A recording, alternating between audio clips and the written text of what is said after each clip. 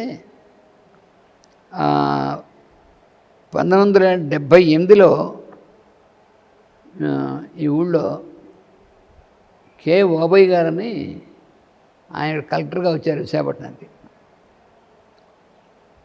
ఆయన మాస్టర్ గారితో ఆయన పరిచయం అయింది. ఆయన మాస్టర్ గారి గురించి విన్నారు. అందులో అప్పుడే మన డిఐజీ గారు కూడా ఇక్కడ వర్క్ చేశారు. అప్పుడు డిఐజీ గారు కూడా ఇక్కడ విశాఖపట్నం నుంచి. అందుకని వాళ్ళు మరి డిఐజీ కలెక్టర్ వాళ్ళందరికీ కనెక్షన్ ఉంటుంది కదా. అలాగే మాస్టర్ గారి గురించి తెలిసి ఆయన మాస్టర్ గారి దగ్గరికి వచ్చారు.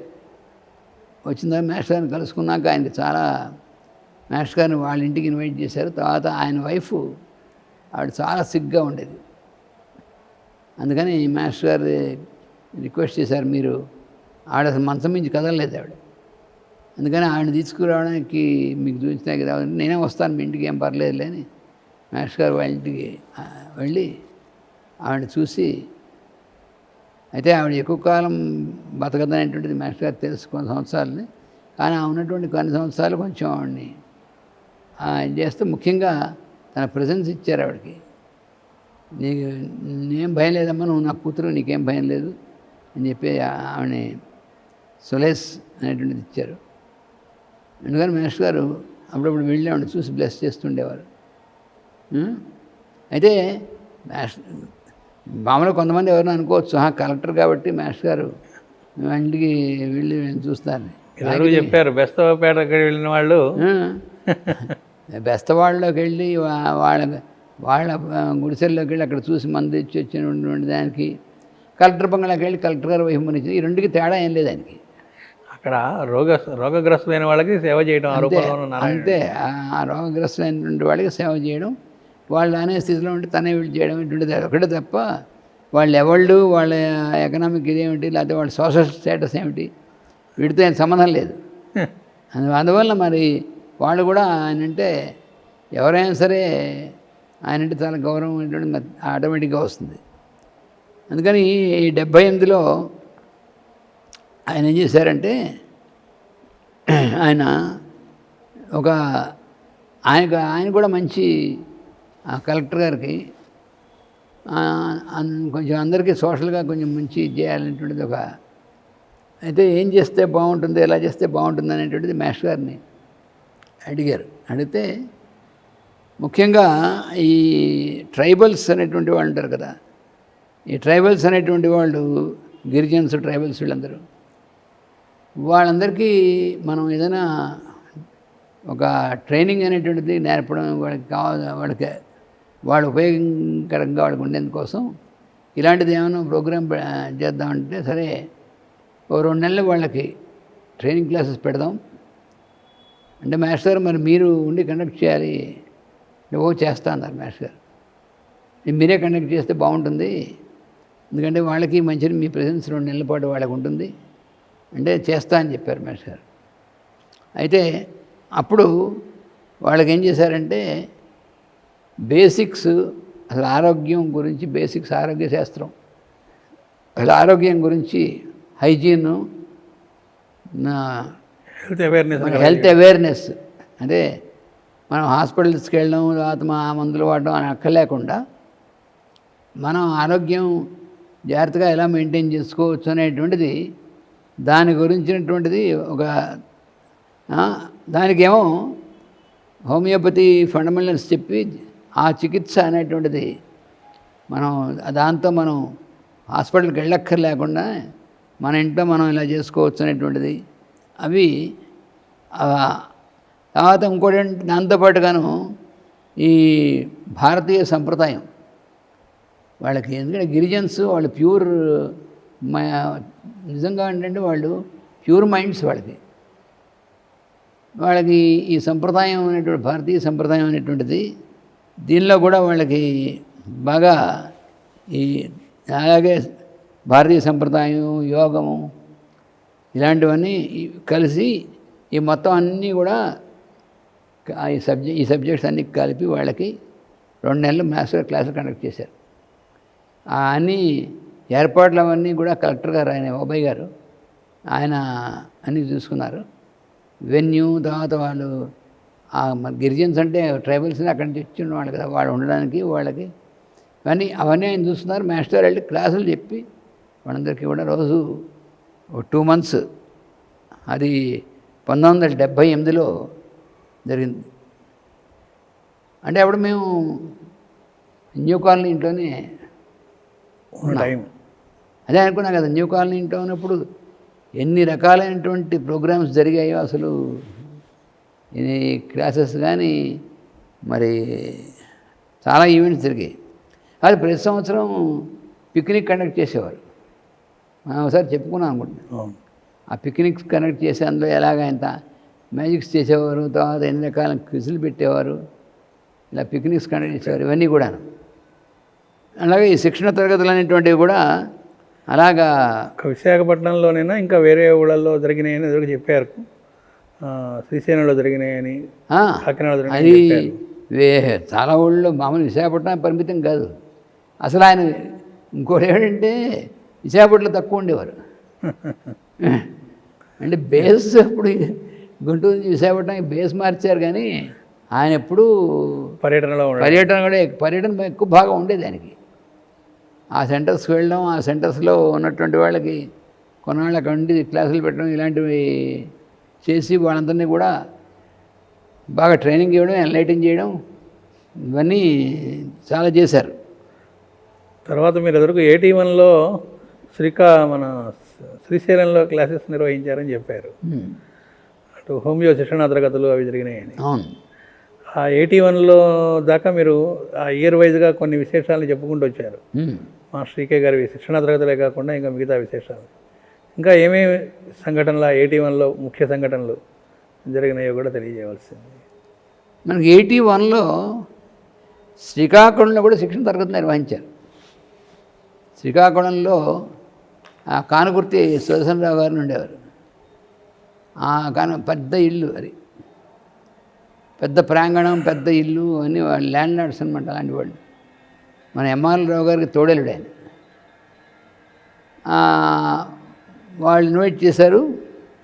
శ్రీకాకుళంలో కూడా చాలామంది అక్కడి నుంచి పేషెంట్స్ వాళ్ళు వచ్చేవాళ్ళు. శ్రీకాకుళం జిల్లా నుంచి, శ్రీకాకుళం నుంచి చాలామంది వచ్చేవాళ్ళు, చాలామంది ఇంట్రెస్టెడ్గా ఉండేటువంటి వాళ్ళు అందరినీ. అందుకని ఆయన మాస్టర్ గారిని రిక్వెస్ట్ చేసి ఆర్గనైజ్ చేశారు. ఆర్గనైజ్ చేసినప్పుడు 81లో మాస్టర్ గారు అక్కడ శిక్షణ తరగతులు అక్కడ చేస్తే, మన అదర్ సెంటర్స్లో ఉన్నటువంటి సోదర బృందంలో కూడా కొంతమంది అక్కడికి వచ్చి అక్కడ ఉండి ఆ 2 నెలలు మాస్టర్ గారి దగ్గర వాళ్ళు కూడా ఇది అటెండ్ అయ్యేవాళ్ళు. అలా అటెండ్ అయినటువంటి వాళ్ళలో ముఖ్యంగా మనకి తాడిపత్రి డిస్పెన్సరీ కండక్ట్ చేసినటువంటి దాంట్లో ముఖ్యమైనటువంటి ఆయన బాలసుబ్రహ్మణ్యం గారిని, ఇప్పుడు డాక్టర్ మన్మోహన్ వాళ్ళ అబ్బాయి. ఆ బాలసుబ్రహ్మణ్యం గారు అంతకంటే ముందు అసలు తాడిపత్రిలో రామిరెడ్డి గారిని ఉండేవారు. చాలా మహానుభావుడు ఆయన. అంటే ఆయన వాళ్ళది నేటివ్ ప్లేస్ గుంటూరు దగ్గర నల్లపాడు దగ్గర అన్నమాట అది. కానీ ఆయన టీచర్గా అక్కడికి వెళ్ళి అక్కడ చాలా కాలం వర్క్ చేశారు. అక్కడ ఉండేవారు, సెటిల్ అయ్యి. అందుకని అలాగే ఆయన తర్వాత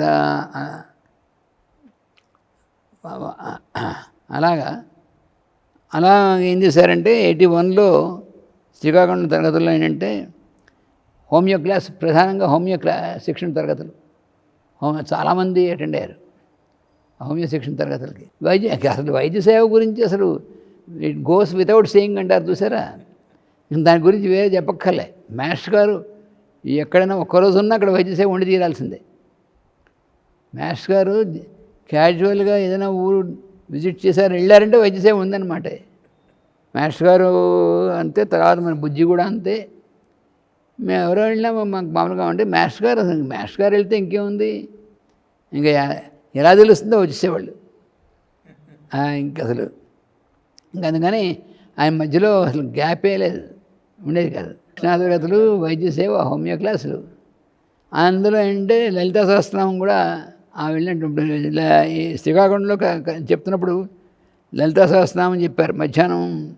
తర్వాత ఇంకా ఏంటంటే పురుష సూక్తం, దాని యొక్క అందులో అటువంటి అర్థాలు అవి చెప్పారు మధ్యాహ్నం పడికే. దాన్ని అక్కడ ఏంటంటే కొంతమంది నేర్చుకోవడానికి ఇంట్రెస్ట్ ఉండేవాళ్ళు. మాస్టర్ గారికి అసలు గ్యాప్ లేదు, ఆయనకి పొద్దున్న నుంచి రాత్రి గ్యాపే ఉండదు. వచ్చి నేర్చుకునేటువంటి వాళ్ళు ఏంటంటే కొంతమంది ఒక బ్యాచ్, జనరల్గా అందరూ క్లాసెస్ ఉండేదారు, కొంతమంది కొద్దిమంది బ్యాచ్ మాస్టర్ మాకు లలితా సహస్రనామం చెప్తా రండి చెప్తా అనేవారు. వాళ్ళు కూర్చోబెట్టి వాళ్ళకి లలితా సహస్రనామం అది చేశారు. ఆ శ్రీకాకుళంలో చెప్పిన 81లో చెప్పినటువంటి దాంట్లో లలితా సహస్రనామం ఒకటి చెప్పారు. తర్వాత లలితా సహస్రనామం వ్యాఖ్యానం, తర్వాత పురుష సూక్తానికి వ్యాఖ్యానం చెప్పారు అక్కడ, అది కూడా చెప్పారు. తర్వాత ఏమో భాగవత రహస్య ప్రకాశం, భాగవత ప్రవచనాలు చెప్పారు. భాగవతం ప్రవచనాలు చెప్పినటువంటిది ఉన్నాయి. తర్వాత ఇంకోటి యక్ష ప్రశ్నలు. మహాభారతంలో యక్షుడు ఈ ధర్మరాజు తమ్ముళ్ళు వాళ్ళని ప్రశ్నిస్తే వాళ్ళు తమ్ముళ్ళు సమాధానం చెప్పలేకపోతే పడిపోతే చివరి ధర్మరాజు వీళ్ళు సమాధానం చెప్పాక మళ్ళీ వాళ్ళని కూడా యమధర్మరాజు టెస్ట్ పెట్టాడని యక్షుడిలాగా. అందుకని యక్ష ప్రశ్నల్లో చాలా మహాభారతంలో యక్ష ప్రశ్నలు అంటే చాలా ముఖ్యమైనటువంటి ఘట్టం. ఎందుకంటే అందులో చాలా ఇంపార్టెంట్, మనకి మానవ జీవితానికి కావాల్సినటువంటివి అని అందులో ఉన్నాయి. అలా యక్ష ప్రశ్నలు వాడు చెప్పారు. తర్వాత నహుష ప్రశ్న, అలాంటివి మళ్ళీ నహుష ప్రశ్నలు ఉన్నాయి. నహుషుడు శాపం వల్ల పెద్ద పాము అయిపోయి ఆయన పడి ఉంటే భీముడు వాడికి వెళ్ళేప్పటికి భీముడిని చుట్టేసి గట్టిగా పట్టేసుకుని ప్రశ్నలు వేస్తే మళ్ళీ ధర్మరాజు వచ్చి ఆ ప్రశ్నలన్నిటికీ సమాధానం చెప్తే అప్పుడు భీముడు వదిలేసి నహుషుడు తన శాప విమోచనం ఇది కావడం, ఇవన్నీ కూడా భారతంలో ఉంది. అందుకని యక్ష ప్రశ్నలు, నహుష ప్రశ్నలు. నహుష ప్రశ్నలు అనేది మనం పుస్తక రూపంలో రావడం చూసాం, అంటే ఇంకా యక్ష ప్రశ్నలు రాలేదు అనేది ఇంకా రాలే. ఇవన్నీ రాసుకోవడం, నోట్స్ రాసుకున్నటువంటి వాళ్ళు ఉన్నారు. అయితే అప్పుడు ఇవన్నీ మామూలు టేప్ తీసుకుని రికార్డ్ చేయడం మాత్రం అన్నీ జరగలేదు. అలా టేప్ రికార్డర్ తీసుకుని టేప్స్ రికార్డ్ చేసుంటే ఈ మిగతా వాటిలాగా అవి కూడా ప్రిజర్వ్ అయ్యేవేమో తెలియదు మనకి. కానీ నోట్స్ పూర్తిగా రాసుకున్న వాళ్ళు ఉన్నారు. మరి ఆ నోట్సులు ఎవరికి ఇచ్చారో ఎక్కడికి వెళ్ళిపోయాయో ఏం తెలియదు. ఈ నహుష ప్రశ్నలు ప్రచురించారు కానీ యక్ష ప్రశ్నలకి మాస్టర్ గారు ఇచ్చిందో అని ప్రచురించలేదు. అలాగే లలితా సహస్రనామం వ్యాఖ్యానం ఇంకా దాని గురించి చెప్పాల్సిందే ఉంది. లలితా సహస్రనామం ఇంతకుముందు కూడా అని చెప్పాను. లలితా సహస్రనామం మొత్తం ఎండ్లెస్ మొత్తం చెప్పేశారు.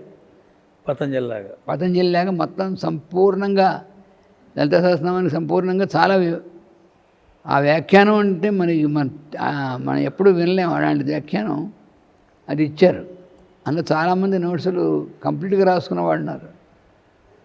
ఏలనరావు గారు ఆయన రాసుకున్నారు. ఆ నోట్స్ అంతా మాస్టర్ గారు చెప్పేట్టుగా రాసుకున్నారు. మళ్ళీ లక్ష్మీదేవి గారిని ఆవిడున్నారు, ఆవిడ ఇప్పటికీ ఉన్నారు. లక్ష్మీదేవి గారు ఎవరంటే బిఎస్ఎన్ రాజుగారిని ఉండేవారు. ఆయన రైల్వేలో పనిచేసేవారు, రైల్వే క్వార్టర్స్లో ఉండేవారు. మాస్టర్ గారు గోదావైభవం వాయింటన్ రాశారు. మాస్టర్ గారు గోదావైభవం కొద్ది రోజులు రాశారు కదా, వాయింటనే రాసినట్టుగా వెంటనే ప్రెస్కి వెళ్ళిపోయేది. రవిశర్మ గారు దాని కింద ప్రూఫ్లు దిద్దేవారు. చాలా వారం రోజులు మొత్తం గోదావైభవం అంతా డిక్టేట్ చేసి మొత్తం అంతా రాయడం జరిగింది. ఆవిడ ఆ లక్ష్మీదేవి గారు ఇప్పుడు కూడా ఉన్నారు. ఆవిడ ఆయనకి బంధువా? కాదు రాజులు. రాజుగారి కూతురు. ఓకే. రాజుగారి కూతురు ఆవిడ, రాజుగారి పెద్ద కూతురు ఆవిడ కూడా నోట్స్ వివరంగా రాసుకున్నా, మొత్తం రాశారు ఆవిడ. మాస్టర్ గారు లెక్చర్లో కూర్చున్నారంటే మొత్తం నోట్స్ అంతా రాసేయాల్సిందే. అలాంటి వాళ్ళలో ఆవిడ కొత్త.